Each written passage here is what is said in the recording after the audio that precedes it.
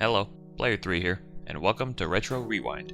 In this series on Deadlymint Arcade, I talk about, play, and tell you what I think of retro video games. Today, I'm looking at the Immortal, an isometric action-adventure RPG puzzle game that originally came out in 1990 on the Apple II GS computer. In 1991, the game was ported for the Amiga, Atari ST, NES, IBM Personal Computer, and the Sega Genesis. The game was developed by Will Harvey and published by EA. Harvey's original concept for the game was intended to be an online multiplayer RPG game called Campaign, but as development progressed, it was decided that it would be made into a single-player game. Every version of the game is very similar, except for the NES.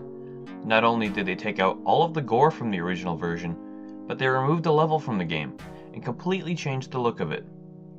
More difficult traps and enemies were added, and your character was even given fireballs to shoot. Despite that, the story remains the same. You are simply an unnamed wizard who must traverse through a 7 or 8 level labyrinth in order to rescue your wizard mentor. Now, let's take a look at the game.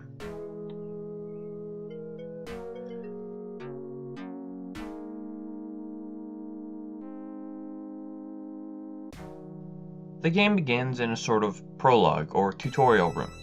You can move around and get used to the game, but if you step on what looks to be a hole in the ground, and you don't move like the game suggests, you get eaten by a giant worm. Sometimes the game will let you continue, sometimes it will just say game over. I'm still not quite sure on how it all works. But if you walk up to the table with the candle, you get greeted by the smoke impression of the wizard Mortimer. He talks to you as such. Dunrick, you have come to save me. I'm in the dungeons far below. I know I can count on you. This explains your teacher's mysterious disappearance, but there is one thing strange about the message. Your name is not Dunrick. As you exit the door, you find a fallen soldier, and then a goblin who will promptly greet you. The fighting mechanic in this game takes place in a one-on-one scenario, different from the view of the rest of the game, and can be difficult at times, at least not for the first goblin. Now as you search the dead body of the soldier, you find a ring that has the name Dunrick etched into it, and then 3 spells of fire shots. In the NES version, you have infinite fireballs, but in every other version, you rely on a set number of which you find in chests along the way. Now the fighting mechanic in this game is pretty cool. It relies on you to dodge, slash, or stab, and you do so by pressing a direction where you want to slash or dodge from, and then press the attack or dodge button accordingly. Now the bars on the far side stand for your health, whereas the ones closer to the center account for your stamina. The higher your stamina gets, the more tired and the more slower your attacks become. I've noticed that the goblins have 4 different death sequences. The first one, where his head explodes, the second one, where he turns to ash, another one, where he gets struck by lightning, and even another one, which kinda looks like Mortal Kombat, where he gets cut in half. I see why Nintendo took out the gore. Next, you walk up to this gentleman in the room that the goblin had just been fighting before he had turned to you, and he greets you saying, "You must rescue Mortimer. He is captive many levels below. The entrance to the lower levels is hidden. Here is a key you will need. I must go now." And then he just disappears. You'll notice there's a chest in that room next to you. You find 20 gold pieces, a bag of bait, which you don't really need to take. Same with the spores. If you use either one of those, you'll die instantly. The map is very helpful because it shows you where traps are on the first level. Notice, at the very top of the screen, there's a set of gold blocks. Those stand for your health. When you enter the combat screen, those bars transfer to the side of the screen which I mentioned before to represent health. Now, as you traverse this dark room, you may encounter, well, holes in the ground, or what are called shadows. They are creatures you can't see, even when you're attacking them one-on-one. They're pretty tough too. You'll find this game is very much trial and error. Eventually, you'll make it to the end of level 1 with all of the items you need, and once you take the ladder to the second level, it'll give you a sort of password or certificate.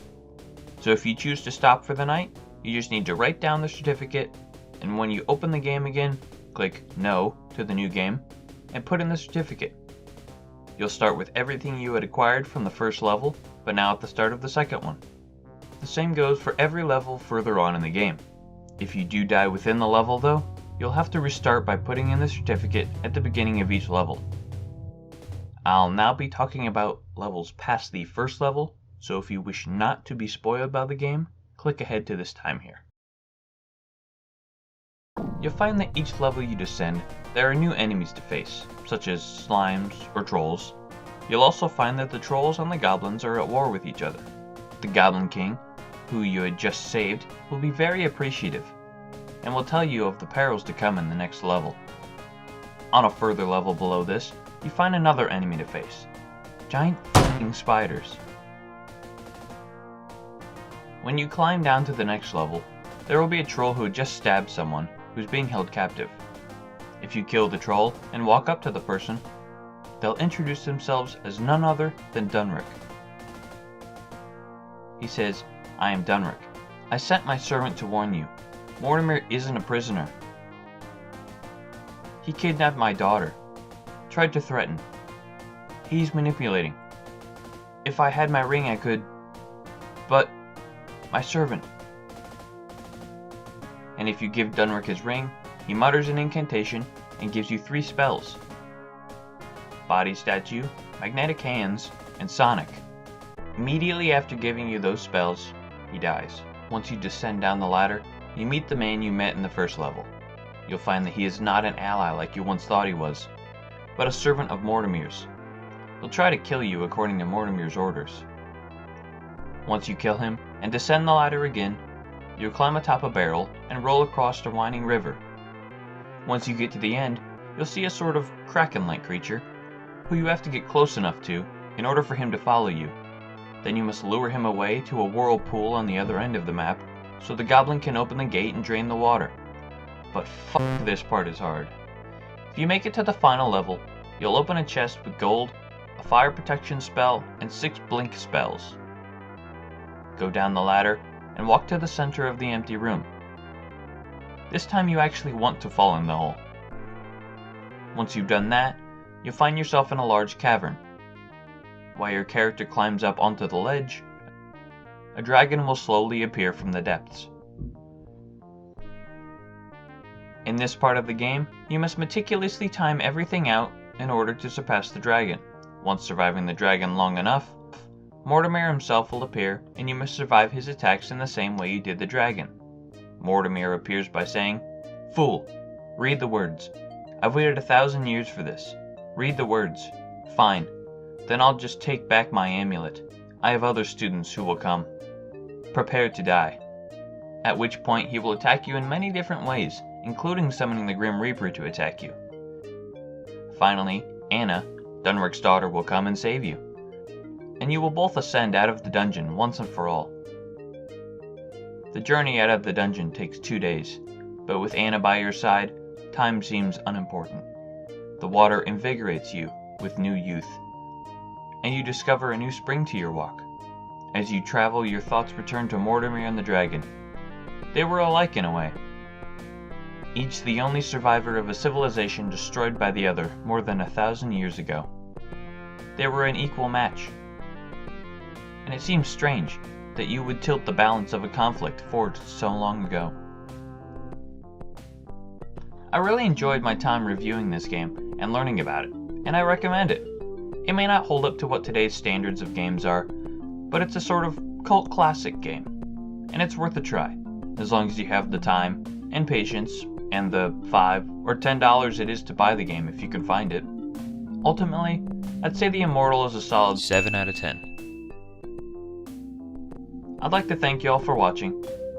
Please let me know what you thought of this video in the comments, what you liked, what you didn't like, and what you'd like to see differently in future episodes. See you next time.